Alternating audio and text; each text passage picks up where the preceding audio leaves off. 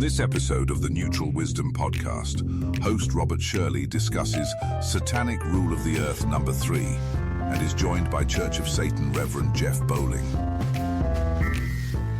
This is the Neutral Wisdom Podcast, a view of life through a satanic lens, with your host, Robert Shirley.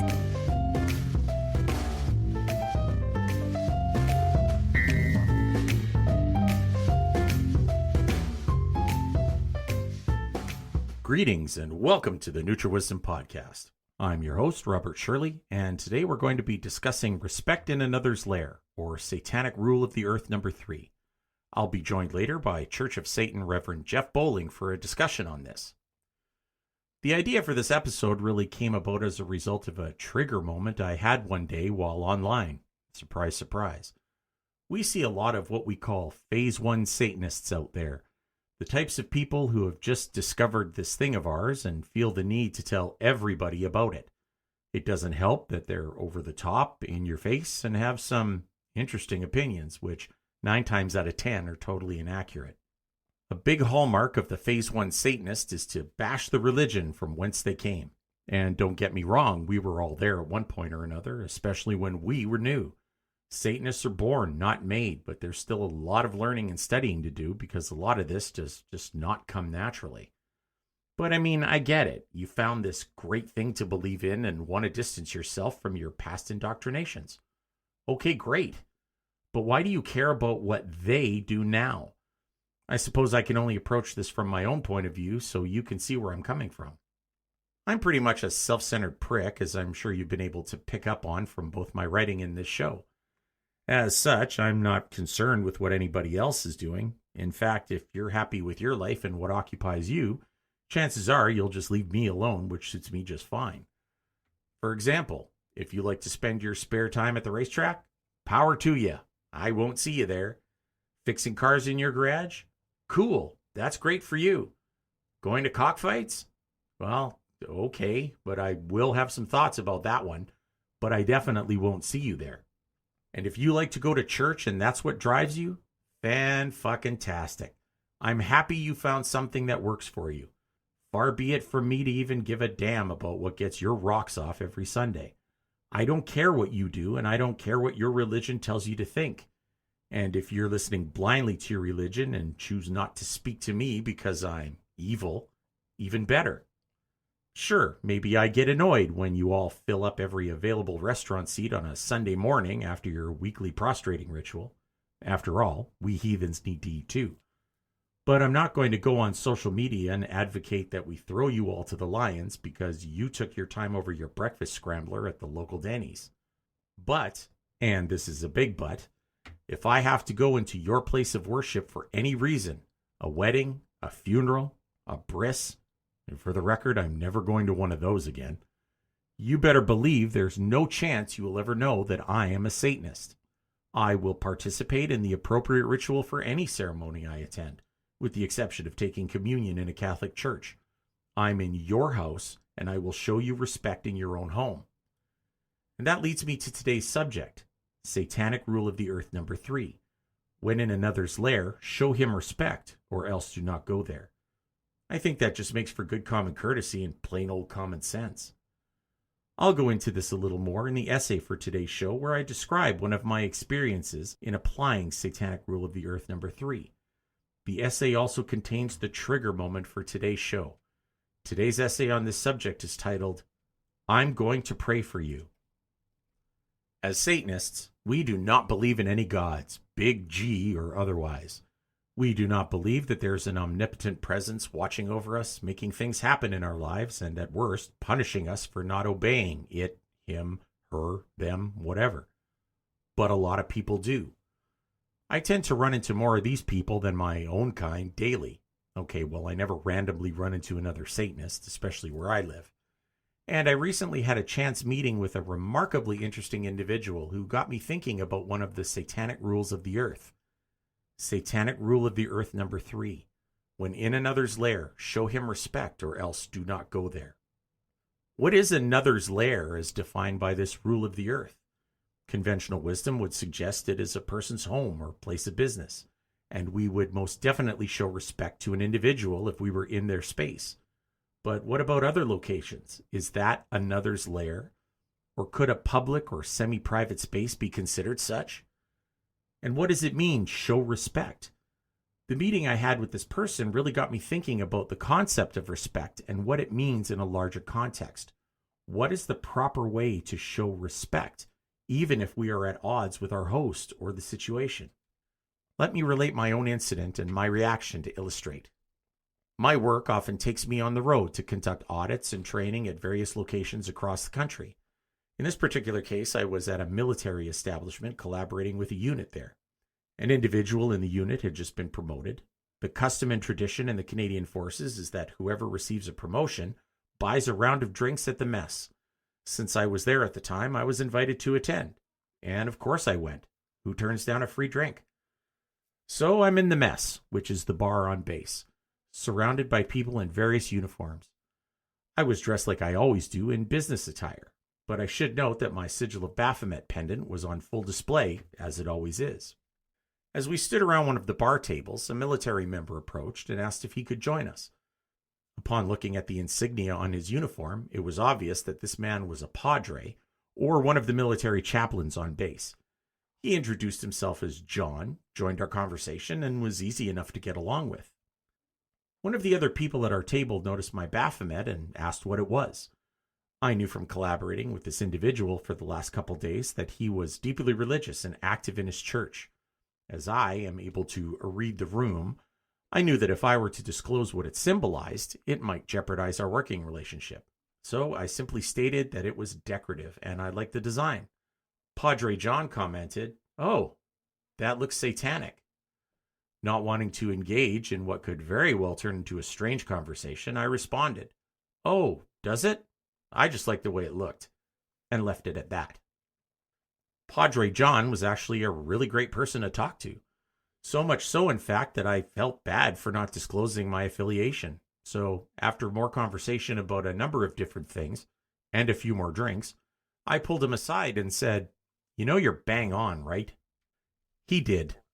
And what was interesting is that he had not let it affect our conversation or his interactions with me in the least. What followed was a very engaging discussion about the differences between him and me, what we believed and how we lived and applied our beliefs. I asked him a lot of questions about why he believed what he does, and he did the same. I told him I respected him and his beliefs because they belonged to him, and I said that we are actually quite similar, aside from the obvious differences. I pretty much believe the same thing he does, only I point those beliefs at myself since I'm my own God, and it works for me. We had an incredibly good rapport based on mutual respect. I even teased him that he had to like me, as that was in his job description. When it was time to leave for the evening, I thanked Padre John for his open-mindedness and enjoyable conversation. He replied with the following: "If you don't mind, I'm going to pray for you." And how did I take that? "Thank you. That's very nice of you. I really appreciate it." Wait, what? A Satanist accepting the well wishes of prayers from a Christian? Why, I should have my red card revoked, be shot and pissed on, then dragged through the streets in shame and left at the municipal dump. Well, here's how I look at this and respect in general. When in another's lair, show him respect or else do not go there. Is the officer's mess another's lair? Yes, technically it is. I was in Padre John's lair in that he is a member of the military mess and I was a visitor. As such, I am expected to respect and follow the rules set out by the establishment. The military, although mandated to accept all religions, is rooted in traditional religions, meaning that as a Satanist, I was definitely the odd man out in the room. Would it have served me to become all self-righteous and defensive to anything Padre John said? Not at all. I was in his house, in his environment. I treated both Padre John and his mess with the respect they merited. But that does not mean if the conversation had gone in a direction I didn't like that I would have to stand there and take it either. There's always the option to remove oneself from a situation like that, albeit with the dignity and class expected of a Satanist. Does this apply to all public or semi-private spaces? It depends on the situation. Read the room, people. You have to pick your battles and use your lesser magic in every situation. What do you think an appropriate response to "I'll pray for you" should be? For myself, given the context of the conversation we had just had, I certainly didn't take it as Padre John trying to save me. In fact, he hadn't tried to convert me or even sell me on Christianity in the least. Padre John is a nice person. Notice that I did not use the adjective good because that is entirely subjective. His offering to pray for me was simply his way of offering a nice gesture. He was showing me respect. He thought enough of me to say a few words to whatever he believed in. Hey, maybe Padre John had an ulterior motive. It is his job after all. But I took his statement at face value and responded with respect and gratitude. After all, it's nice when anybody thinks of you, and there's no such thing as bad press. I once saw an internet post that said, saying "I'll pray for you" to an atheist is like flipping off a blind person. You may feel better, but your empty gesture will go unnoticed. Is that really necessary? What do you get out of being such an asshole to everyone who might just be offering what they think is a kind gesture? Granted, context is key in any situation. If this statement comes after a heated exchange, then chances are it is not meant in kindness. But if someone says they'll pray for you as an offer of kindness, it's something they are offering you. Would it go as unnoticed if the person was offering you a $100 bill? I've written at length about respect in other essays. It's a subject I'm particularly sensitive about since my own dealings with the respect culture in motorcycle clubs. Respect forms part of the social contract, the nonverbal, unwritten agreement that we will behave a certain way when we meet others, wherever that happens to be. For example, if we meet on the street, it is reasonable for you to expect that I will not punch you in the face for no reason. Likewise, when we're in another's lair, we're expected to behave a certain way. And if we're unable to do so for whatever reason, the Satanist is expected to excuse themselves from the situation. Do not go there. I've been in situations where I've performed music in churches, graveyard ceremonies, funerals, things like that. Would it have been appropriate for me to state how stupid all this Jeebus crap is, you bunch of sheep, when I showed up to the gig? No. No, it would not. If you don't mind, I'm going to pray for you. When in another's lair, show him respect or else do not go there. Thank you. That's very nice of you. I really appreciate it. This is a good time for a break. After the break, we're joined by Church of Satan Reverend Jeff Bowling for a discussion on this and other subjects. Stay tuned. You are listening to the Neutral Wisdom Podcast. For comments, questions or suggestions, email us at information@neutralwisdom.ca. Unapologetic, the third collection of essays by author and podcaster Robert Shirley, is the most revealing installment in his ongoing exploration of modern Satanism, specifically the personal philosophy he calls neutral wisdom. Unapologetic is a raw, forthright exploration of the author's life through the lens of modern Satanism, presented in two parts. Part 1 builds on his previous works, offering essays that dissect his worldview, personal evolution, and the philosophy that empowers him. Part 2 presents the Neutral Wisdom Manifesto, a distilled declaration of the beliefs and principles that guide him. Together, these pieces form a portrait of a man embracing his identity with clarity, sovereignty, and zero apology. Unapologetic is more direct, more personal, and more confrontational in its honesty than any of Robert Shirley's previous works. Hard copies available April 30th, 2026 through Dark Moon Press, and ebooks through Amazon.com. I will live my life as a story I authored, not one I inherited. And for that, I am completely unapologetic.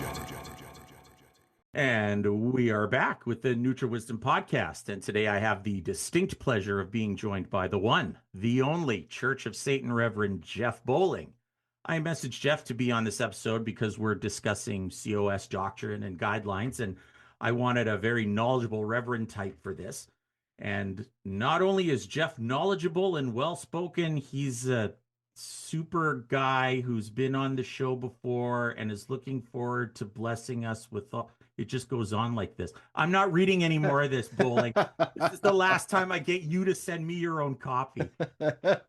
Geez, welcome back to the show. We got to stop meeting like this, or we're going to end up with the Infernal Neutral Wisdom Legion show or something. Yeah, hey, thanks for having me, man.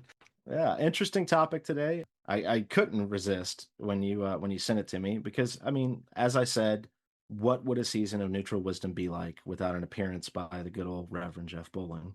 Well, we had a season without an appearance by the good old Ms. Wiz, and boy, did I hear about it. So I figured I'm not making I'm that sure mistake you did. again. Yeah. So But no, I am happy to be here. Thank you for inviting me on. always, always a pleasure to have you here. So like we were talking about briefly, the timing for this is really interesting, given my It is, experience yeah. in the essay. But what's going on right now with the Padres and the religion stuff in the U.S. military? So if anyone's not in the know exactly, what's going on there with the Padres right now? So I'll try to sum it up as best I can. It's as with anything military, especially new in the military, it's difficult to understand until it gets implemented. The Secretary of War, as he likes to be called, is revamping the Chaplains Corps to focus on their individual faith more than general ministering to the troops. So, I mean, what that means basically, as far as I can tell right now, is what he's doing is cutting our religion codes Mhm. from about, I think it was about 150 different religious codes, of which the Church of Satan was one. He's cutting it down to 31. And I have not been able to find a copy of what those 31 are going to be, but I am willing to bet that the Church of Satan did not make the list.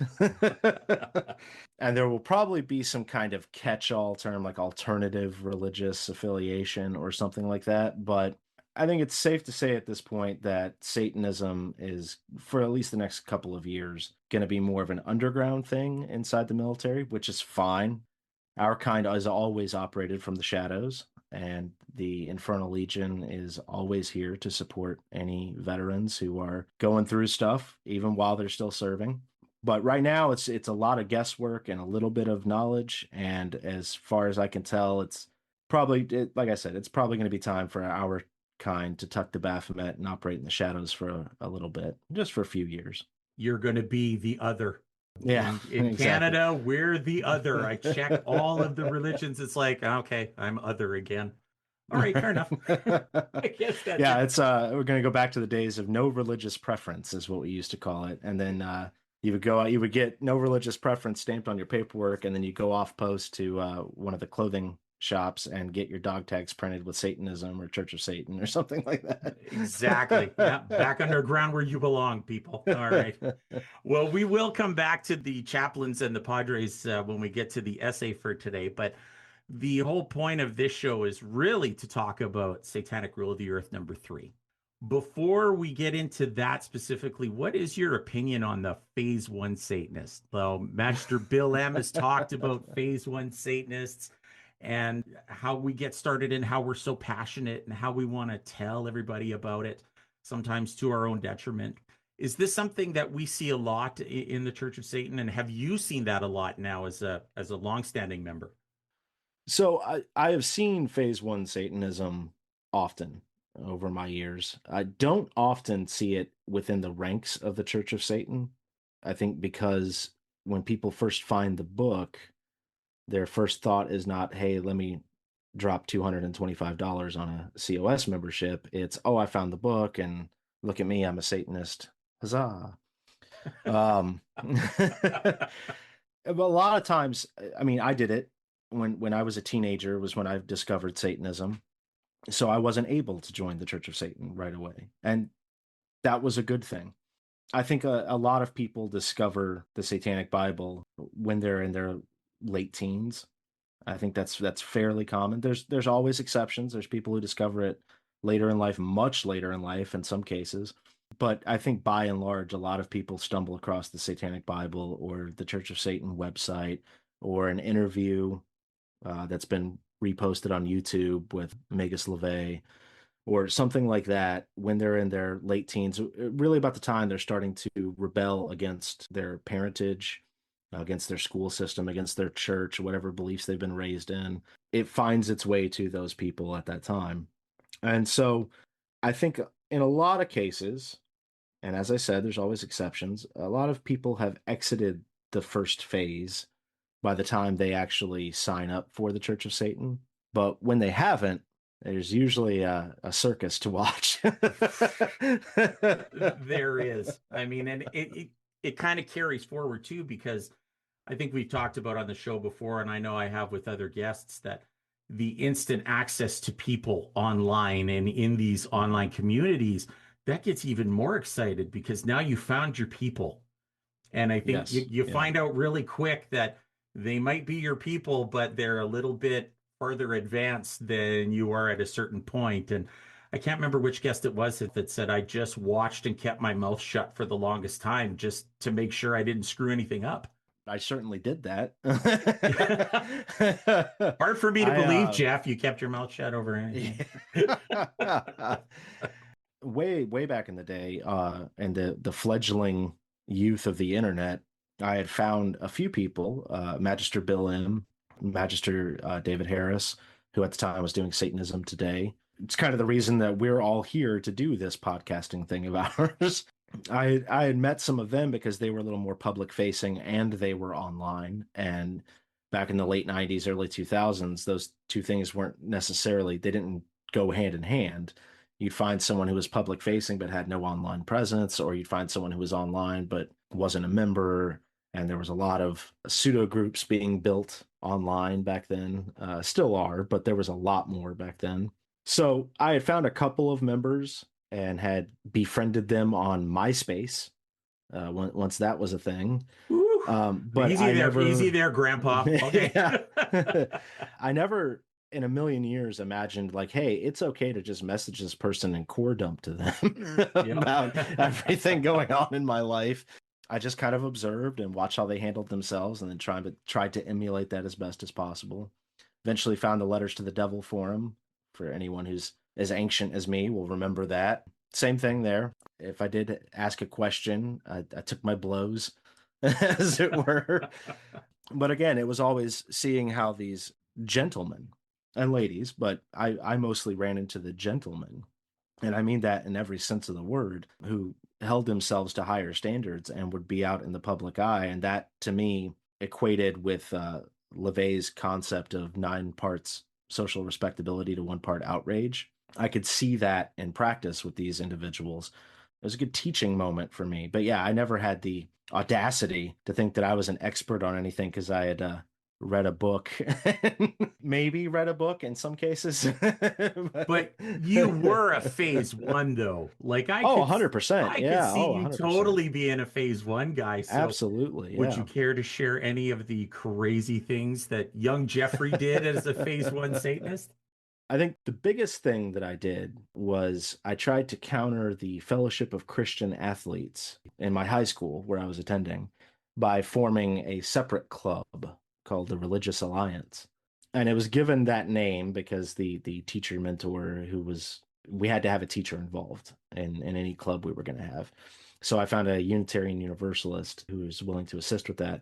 But he said, by law, we can't exclude anyone of any faith if we're going to have a religious style club. So we brainstormed together and came up with the fantastic name of Religious Alliance. Brilliant. And it basically became a haven for all the alternative religious kids. Now, this is year 2000. So Wicca was huge. Satanism was still pretty prevalent. I mean, you'd find we were still dealing with the after effects of the Satanic Panic. So you would find everything you'd expect to find. Crazy Christians who think that Satanists are devil worshippers next to actual practicing Satanists who had read the Satanic Bible. You could find the Satanic Bible at every bookstore, but you had to be 18 to buy it. It was that kind of time period. So yeah, we had a bunch of essentially neo-pagans and kids just trying to figure stuff out. I would say, to my credit, the FCA, Fellowship of Christian Athletes, stopped doing their weekly prayer meetings around the flagpole for as long as this group existed. So that was, I guess, a win. Overall, it was a failed experiment and a terrible way to handle that sort of situation. One of the things we did with the Religious Alliance was we took a field trip down to the big city where they were having a spiritualists convention type thing in the downtown convention center. We went around and we got our tarot cards read from these people and bought shitty candles from these people and so on and so forth. And I, of course, being a phase one Satanist with a head, with a head and heart full of piss and vinegar, wore my loud and proud Electric Hellfire Club shirt, found the nearest group of Christians who were healing people with prayer, and let them pray for me in a big circle. That was very big of you. Yeah. And thought it would be funny. Now, mind you, again, I want to be very clear to the listening audience. I am 14 years old at this point in time, so I do not have common sense. I have what I think is common sense, but I do not have common sense. So I thought it would be funny, me and my Electric Hellfire Club shirt, group of Christians praying around me, to start reciting the invocation to Satan, which, as anyone knows, begins with Latin, in nomine Dei nostri Satanas Luciferi excelsi. Of course, the 50-year-old minister is prepared to snap back with some Aramaic right at me, and it just makes the whole thing this big production. I didn't accomplish anything because eventually, we're not going to get anywhere. So one of us is going to walk away. So it's me that's going to walk away. So they get to write it off as a victory in their book. We scared away the Satanist. The club fell apart after I left high school, and the FCA is still praying around the flagpole every week to this day. So it was about as useless as you could imagine. But that was I think my biggest foray into phase one Satanism. Well, thank you for sharing. I'll never look at you quite the same way again, 14 or not. But well, and it's kind of strange because I know, given the subject of this show and the essay that I read, why are we talking about phase one Satanists?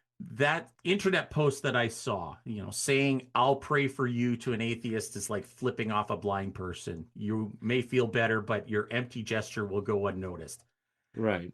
That really speaks to me to the whole phase one Satanism thing. Right. And so that's where this notion of respect comes from for me, given the experience that I had in the military officers mess with the Padre.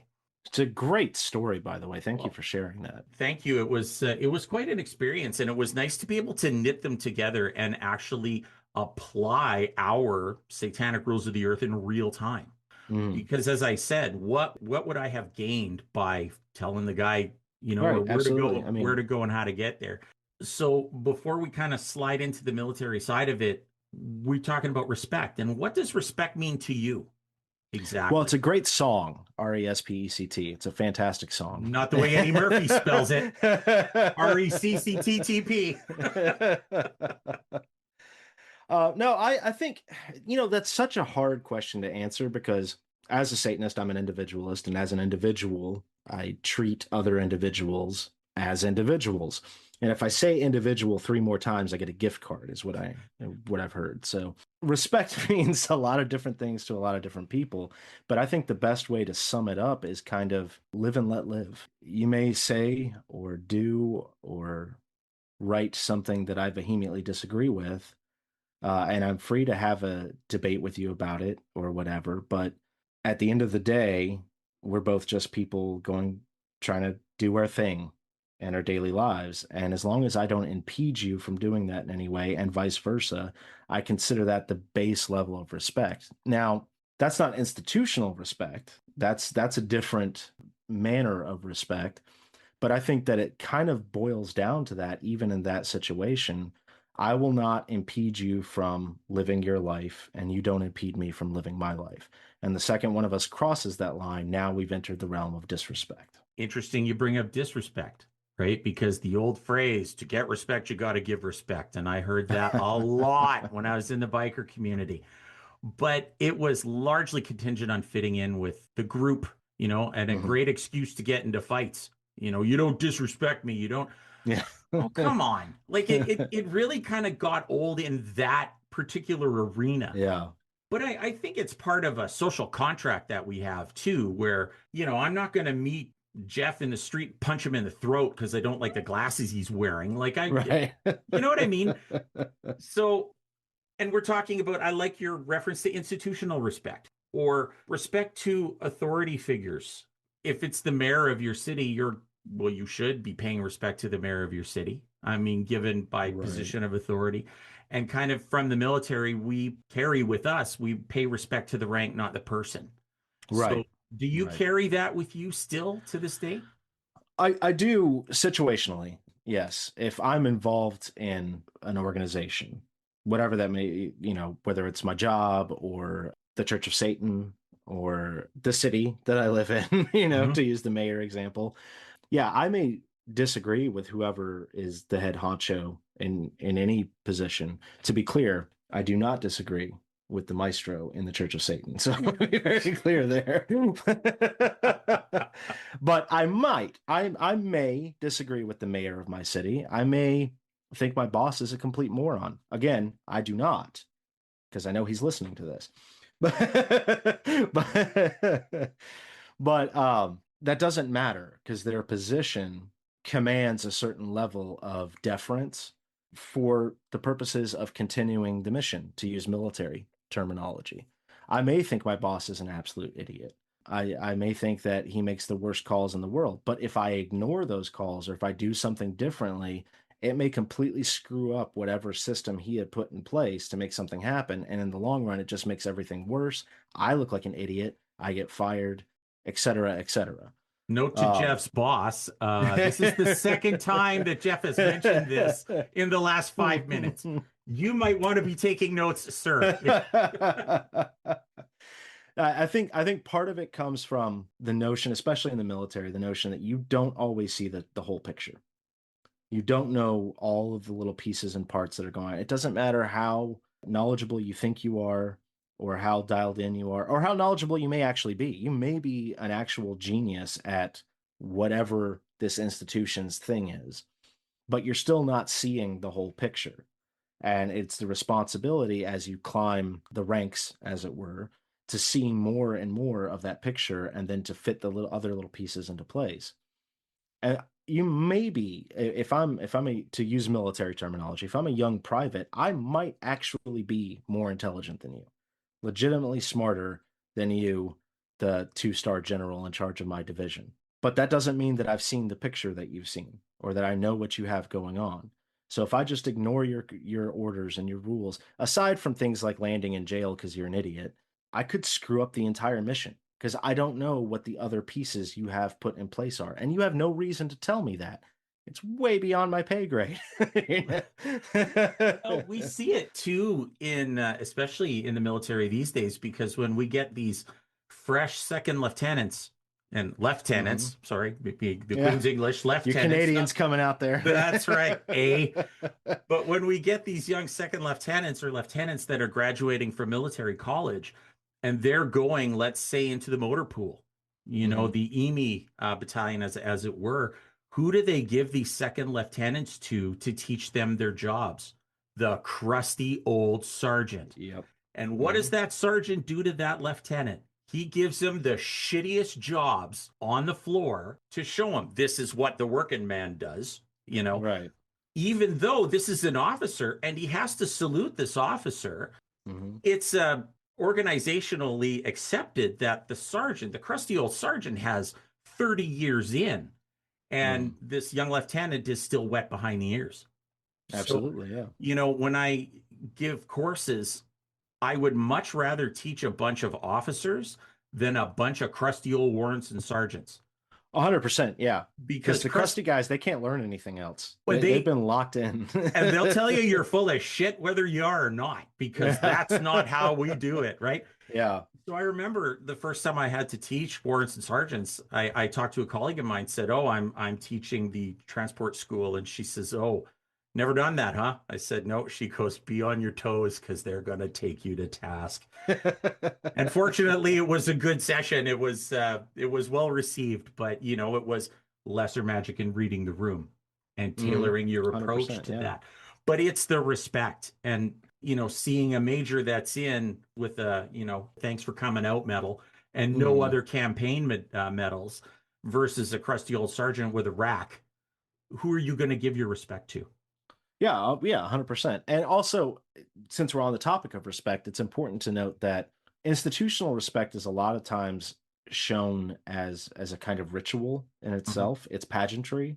You can have your own opinion. You can internally, mentally, 100% disrespect someone in an institutional setting, but you show respect, whether or not you believe it or feel it or whatever. And all again, it all relates back to practical reasoning to accomplish the mission or get the job done or whatever terminology you want to use. These systems generally exist for a reason, and you know what they say: if you're gonna break the rules, you have to know what they are first. So, Well, exactly.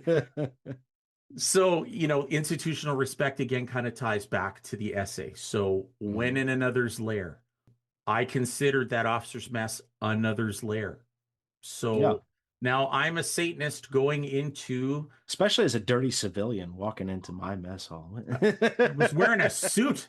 Not that it mattered. The bartenders noticed, if that helps. But here's me going into another's lair. I know I'm fly shit in the sugar bowl. You can tell, right? Everybody's wearing a uniform except for me. I am not in my element. Now, I'm especially not in my element because my Baphomet's out loud and proud.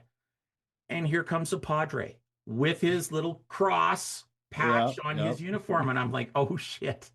Okay, here we go then, right? But I didn't back down from him because I didn't see the point. I didn't choose to engage when he confronted me because it wasn't a malicious confrontation. He just said, oh, that looks satanic. Oh, does it? Oh, I just really like the way it looked. I saw it. He knew I was full of shit. Come on. But it was after talking to him for a while that it was like, okay, this is actually he's a pretty good guy and we can actually have a discussion here. Now, I didn't think that by metaphorically tucking my Baphomet that I was giving up my own self-respect, right? Right. I was conforming to the place I was in and showing respect to the place I was in. Reverend Jeff. See, now we're getting official. All right, now we're getting institutional. Exactly. Oh my goodness, I just showed you respect. And that's all the time we have. Okay. But do you think that if we dial it back or we tuck the Baphomet when we're in a place where, we know we're not respected, for lack of a better term, are we not being true to ourselves? Like, say we go to church for old Grandpappy's funeral. Are we not being true to ourselves? Are we not being self-respectful? No, not. I don't think that's the case at all. I think that if anything, we're being respectful of ourselves because we're being respectful of those around us who we care about. Now, whether that's care about in the sense of love, like you have for family, or if it's just care about because again back to the military or the job kind of description, you care about the outcome of the thing, whatever the thing is, the accomplishment of the mission. By not causing a scene like a phase one Satanist would do, you're showing respect to these people who in turn have greater respect for you, especially if they know. And I actually have a personal example of that I think is funny, and I probably should have sent in as a satanic note to Magister Bill M show, but I never got around to it. Probably about 6 months ago, I was designing the lighting and running the lighting for a dance academy to do their recital. This was a very interesting. We have plenty of dance academies that come into the theater that I work at all the time, but this one is kind of unique because they're very overtly Christian. Their whole like shtick basically is dance with the Lord. Oh boy. And they're Southern Baptist, so they're loud about it. They're very very excitable about their religion. Also, wonderful people to work with in a theatrical environment. They know what they want. They know what they're looking for. They have inspiration and creativity to make these things happen. They respect the fact that I know what I'm doing and expect me to do it well with limited interaction, with limited oversight. They don't micromanage what I'm doing. They just expect me to do it well because they know I can. So the owner of this dance house knows me from outside of the theater and knows who and what I am. And we have a mutual respect for one another in the terms that we're both in the same community and we get stuff done. So anyway, back to this dance recital. I am making sure these kids look as good as they can. I'm pulling stuff out that most people wouldn't pull out for like 5-year-olds doing a tumble routine. But I want these kids to look amazing. Their parents are there, their grandparents are there, their aunts and uncles are there. I want these kids to look like superstars. So I'm giving them the business, you know? And it's a great recital. About halfway through what would normally in a normal show would be like the intermission, things change and I bring down the lights to a more like somber kind of tone.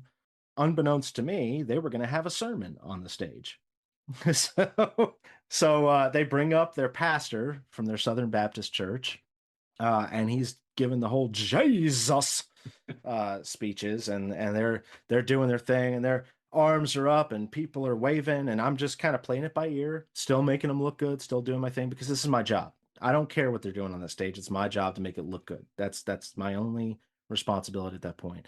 And it would not have served me or anyone or my place of employment or anything like that if I decided to just black out and walk away. So I let them do their thing, and I'm making sure they look good. And so the owner of the dance house comes up, and she's saying a prayer, and Lord Jesus, I want you to blah blah blah and blah blah blah blah blah. And she says, and drive the devil out. Tell Satan that he has no place here, except for Jeff, he can stay. She says that on the microphone in front of the crowd, and everyone cheers and does their thing. They had no idea who Jeff was, I'm sure, because nobody ever knows the techies in the back. But it was. I found it heartwarming, actually, that this is her crowd. She knows what her crowd wants. They're putting on their show. They're doing their Christian preaching thing. And I've done a good enough job that she has no problem in the middle of her prayer, which I believe she sincerely believes in, to say, hey, we have to drive the devil out, except for him, he can stay. She says that to her God. But that fits. I mean, it totally fits.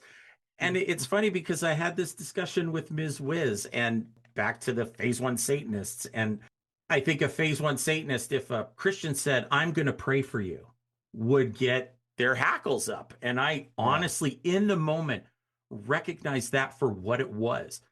This Padre was doing something for me that he thought was a nice gesture.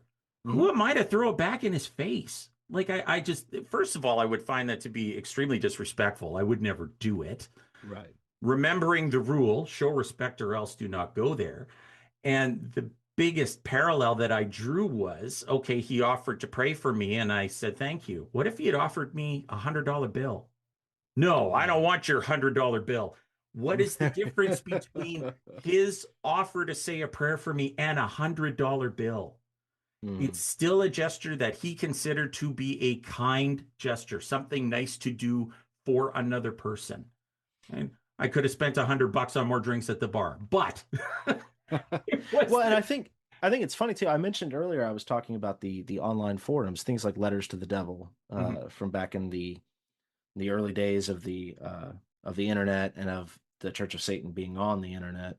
I would see all the time when I was younger. I would see other young people who were just discovering this religion that we all share.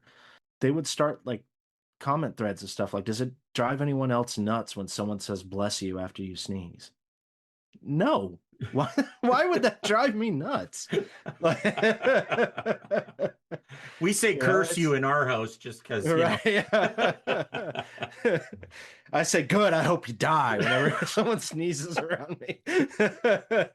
Don't sugarcoat it, man. Just let it all out. No, and that's those little pieces of mentality. It's a good way to know whether or not someone has a grasp on lesser magic or not, how they would respond to someone saying bless you, how they would respond to someone saying I'll pray for you. I forget, I think it was Penn Jillette, the notable magician. He said it in a way that it finally stuck for me, where I was like, wow, that like changed my perception. And I forget where it was, some kind of interview that he was doing, but he said he doesn't turn people away when they come up to him and offer him a Bible after his shows.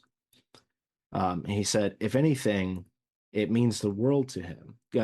For those who don't know, Penn Jillette is also a very notable atheist. He's very, very loud and militant about his atheism. And he said that it fills his heart when someone does that, because he has the mentality that this person mostly Christians. They're the most evangelical of the big religions, as it were. When they offer him a holy Bible, he thinks about what this person believes in and what they mean, or what it means to them. And in this person's mind, they 100% wholeheartedly believe with every fiber of their being that God is real, Jesus Christ was sent to earth to die for our sins, and that if we deny Jesus Christ, we are going to go to hell, which is a very real place where we'll be burned alive for eternity and tortured by the devil and his minions. How much, this is again Penn Jillette talking, how much would that person have to hate you to not warn you about it? Mm-hmm. If they honestly, truly believe that. That really changed my kind of perception. Now, I would be happy tomorrow if all of the theistic religions just collapsed and fell off the face of the planet. I'm also a Satanist, which means I'm a realist, which means it's never going to happen. But in the meantime, I still live and work and play around these people. I share space with them. And it does me no good to get in their face and try to change their beliefs that aren't going to change. And it's almost a sign, as Penn Jillette said, of respect that they want to convert me, that they want to pray for me to be saved. Mm-hmm. It's not going to happen. I mean, they're just wasting their time, but that's a show of respect and from their point of view. Very much so. So in a previous episode I had done with Reverend Mammon, and we were kind of talking about engaging online and talking with, phase one Satanists and what have you. And Reverend Mammon's advice was don't stoop to their level. If you can stay above their level, you win. For lack of a better term, I'm probably paraphrasing. I have to go back and listen to the episode. But if you if you stoop to their level, you win. You're not giving them what they want. Mm-hmm. Now, hypothetically, we're in another's lair and it gets to the point where, we're just not comfortable. When is it time to leave? Yeah. Okay. So it depends on the layer, right? Yeah, 100%. For example, I gave the real world example of what I did at the theater that I work at earlier. I could not have left. I would have been fired if I had just walked out. So that wouldn't have ended well for anybody. But let's use the example of, say, you were talking about online communication. Let's use the example of chatting with someone. It's super easy there. The second that you feel like you're wasting your time, just block the person and walk away. You've got a life to live. Remember, we're Satanists. We have lives to live. And those lives should be packed chock full of vital existence.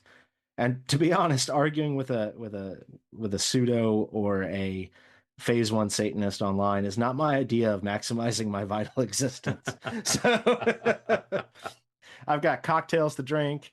I've got women to be with. I've got granddaughters to play with. I've got a dog that needs walking constantly. So yeah, I've got so many other things I could be doing for my vital existence. That being said, you shouldn't not if you've to use the phase one Satanist example, if you've been around this thing for a little bit of time, it's important to remember that there's a reason it's called phase one. And to remember that we've all been there. Earlier in the episode, you had me share an example from my youth, from my phase oneness. Oftentimes, those people are just super excited. They are super excited to have found something that speaks to them deeply. And they're, as you mentioned, even more excited to find other people who have maybe been doing it longer or maybe are a little more quote unquote dialed in with the organization and have a conversation with those people. You have to online communication removes so much of the body language and things of that nature from interactions with people. But you have to imagine this person, while they're typing to you and talking to you, maybe even arguing with you, their palms are sweaty, they're nervous, their heart is racing. They've essentially just met a hero. I think that it does us some good to remember that when we're having these conversations. This person isn't going to phase one forever in most cases, and those who do find their way out very quickly. But they're just growing. They've just discovered something. They've just found something. So I would say, and Reverend Mammon, since you brought him up, is great at this. He is a great person to communicate with these people. He does it all the time online. Just remember how you felt when you first read the Satanic Bible, and keep that in mind when you're talking to these people, because that's what they're going through, is all the things you went through when you first read it. See, buddy, I didn't just bring you on here because you're another pretty face. Like all this and brains too. You know, what can I say? It's total package. Total package. Yes. Oh, wait, no, that's Lex Luger's gimmick. Sorry, I can't steal that. I wasn't going to say that. That's what editing is for. But, you know, I think it's really important that we have people that have got the experience, such as yourself, to come on here and make those points. They're very salient points to say, eventually you will go past it, and you need to recognize things when they happen as maybe it is a genuine gesture on someone's part. Especially the Penn Jillette thing is huge. It's respect. Now, that's not to say that all Christians that want to say a prayer for your immortal soul are being kind. I would say the overwhelming majority fits into the category that Herr Doctor spoke about in the Satanic Bible, where it's basically their way of cursing you. Yes. But context is everything, and reading the room is 100%. Everything. Padre John says, you know what? I'm going to pray for you if you don't mind. It was like, wow, this is something that he really feels is a nice thing to do. Right. You know, not, oh, well, go screw yourself, Padre. I don't need your prayers. I might think that, but I can't overlook the human gesture of kindness that he was extending. Never mind how he was extending it. He was, in that moment, he was being human towards me in his way. I'd be a real dick if I slapped that down, you know? Right. Well, and not to mention, it's bad lesser magic. Totally. It's bad lesser magic. You should always be. This is where I guess you could say the Red Beardian or the Nietzschean side of Satanism comes into play. Satanists, in their interactions, their simple, stupid little mundane reactions, have always got to be figuring out the angles and figuring out how to place themselves at the top of the food chain as often as possible, or as close to it as they can get. They should always be figuring out what the next move should be. That as a Satanist walking through life, you're playing a game of chess with everyone you interact with, whether they know they're playing or not. And you never know when that person that you're having an interaction with is going to come back to bite you in the ass if you do it incorrectly. Yes.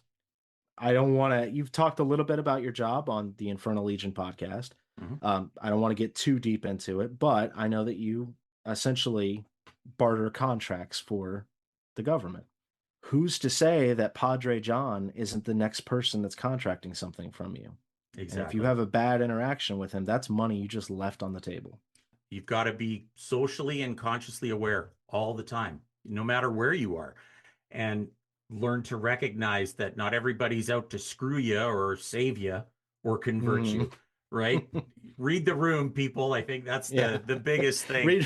Read the room is the theme of this episode. I think it is. I think it is. Now, that being said, you had asked, we started this whole train when you asked me, when do you know it's time to leave? I think the ultimate answer to that is to go back to answering that question, is just when you feel it's not serving you anymore, then get out. If it's not serving you, don't waste your time on it. That's interesting. That's an interesting take. You're absolutely right. I agree with you 100%, but I was not thinking that way at all. I'm thinking, if it's really not vibing with me, if I get to the point where I can't show respect, for me, it's time to get out of there. If it's going to compromise my position or my business or the way that I'm able to conduct business, it's time to get out of there. Yeah. But I think the overarching thing is, when it's not serving you anymore, is a really good umbrella to capture all of that underneath. Right? I was kind of zoning in on specifics, but you and your Reverend Jeff way just kind of threw a big brush at it and said, when it's not serving you anymore. Oh, no shit. That's why you're a Reverend. Okay, got it. Well, that's what I said. It's maximizing vital existence, right? If everything should be focused to it, you're the god of your own life, of your own little universe that you're living in. If it's not serving you anymore, then get out of there and go to something that is serving you. It's exactly what I told you before we started. This is why I had you on. Nobody else in the priesthood wanted to do it. So this... Yeah, right. We actually had a meeting beforehand. They're like, "Oh, you can do it. You're his friend." Like, fuck, Oh, really? yeah, you drew the short straw, did you? I could picture Lutho laughing his ass off at this. Yeah. No, I always love to have you here, Jeff. It's great. I appreciate the perspective that you bring to subjects like this. That's honestly why I ask you here, because I know the questions I have are very easily answered by you. And when I'm off, you're really good at course correcting and making sure that I and other people listening hopefully go in a more appropriate direction. For anything else that you've got going on outside of this show, because right now it's your whole universe at this moment in time. For this moment, and it's serving me. Wow. Okay. Touche. What else is going on with you these days? The Infernal Legion's going well. Have you got any big projects coming up in the works, or what's going on with you nowadays?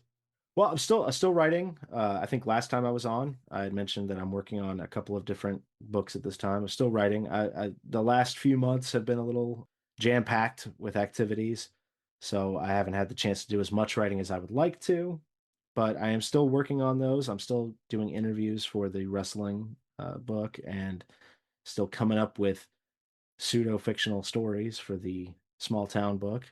The Infernal Legion is always a primary focus for me. As I've said numerous times, it's a satanic veteran service organization. It is for Satanists who are veterans of their country's armed forces. We serve the same kind of function that the VFW or the American Legion or other groups like that would serve. So if you're a veteran and you're a Satanist, be sure to check out infernallegion.net, fill out the membership application, and come join your brothers and sisters in arms, and let's make the world a more veteran-friendly place. Definitely. I'm speaking on behalf of myself, but I think on behalf of a lot of other people who have heard you, I'm waiting for an autobiography, pal. Seriously, there's like, you're probably one of the most interesting people I've ever talked to, and you're very vague about it, like on purpose. But an autobiography needs to be in the works. You gotta, write under a pseudonym, call yourself Dick Steele or something, and just Right. not Studley Hungwell. That's already taken. Right. Well, I'm using that for the films. So I mean, that was butt naked. We talked about that. But yeah, an autobiography, man, or get somebody to ghostwrite for you, because you won't even talk about the stuff. So put it on paper, Well, to be honest, it's one of those things I've spent my entire life, and I encourage everyone else to do the same. I spent my entire life maximizing my vital existence. Something attracts me to do something, I'm going to go do it. I'm going to be the best that I absolutely can be at it, and then I'm eventually going to move on to something else. And so, in my short lifespan, I've shoved in at least 20 other people's lifespans. Yeah, very much so. And you're not done. So I'm expecting when you finally decide to age like the rest of us, you bastard, you decide to sit down and tell your story. I think that would be a great, great read. 100%. Yeah. Well, I appreciate that, and I will definitely give it some thought. Good. You heard it here first. My copy's going to be free. Well, I won't keep you, but thank you so much for coming on and talking about this. I love the perspective. I love the military perspective. I love the perspective on respect, and especially the perspective on the COS. I'm going to have you back for your contractual 1 episode per season. So you'll get my invoice after this one. I still haven't paid the last one. But until the next time we get to speak, Reverend Jeff, hail Satan. Hail Satan. And that's going to wrap it up for this episode of the Neutral Wisdom Podcast. I'd like to thank all of you for listening, and a huge thank you to our guests and all of you for joining us today. Please drop a like or comment down below. For questions or comments, you can email me directly at information@neutralwisdom.ca. You can listen to us on YouTube, Spotify, Apple Podcast, Google Podcast, and anywhere else you get your podcasts. A like and subscribe go a long way in getting this podcast out there. Check me out on Facebook under Robert Shirley, and check out Instagram at neutral_wisdom. And be sure to visit the website at neutralwisdom.ca. And don't forget, Neutral Wisdom, Contemplations of a Satanic Warlock, now available at Amazon in paperback, hardcover, and Kindle formats. Until next time, ever forward.